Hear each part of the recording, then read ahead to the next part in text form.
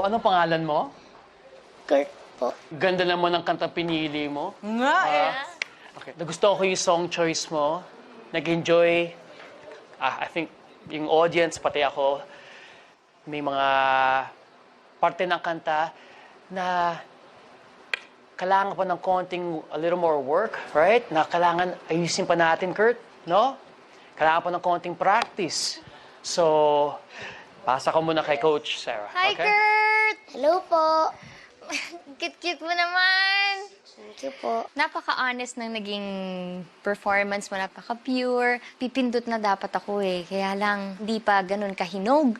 Pero alam mo, masayang-masaya ako dahil umikot si Coach Lea para sa'yo.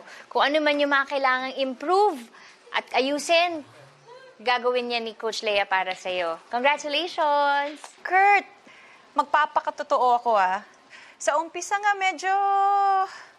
Pero nung nahanap mo yung tamang nota, parang this kid has a something na kailangang umikot ako. So, ang laki ng potential mo. So, nagpapasalamat ako na hindi sila umikot para solong-solo kita. Dahil matanda na ako, nakakapagod din minsan mag-away. So, I like the fight. Hey! Halika! Dito ka! Liit mo eh! Bigay ko to sa'yo. Sana Oh. kumasya. Ako bagay, oh. Oo nga eh. Bagay. Yeah! Yeah! Hey! Congratulations. Thank you much. Thank you po. Unang contest niya po. Unang contest niya. Sige, salamat. Salamat Thank you ako. po. Thank you po, Coach. Napaikot ako. Thank you po. Anong pakiramdam mo na may humarap na coach? Sumarap na yung feeling ko. Sumarap yung feeling.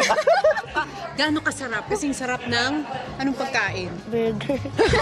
Kasing sarap ng burger, yung pagharap ni Coach Lea para sa kanya. Alam mo, Kurt, panahon na para kumain ka ng hamburger. Kahit dahil deserve na deserve mo yun. Congratulations! Thank you po.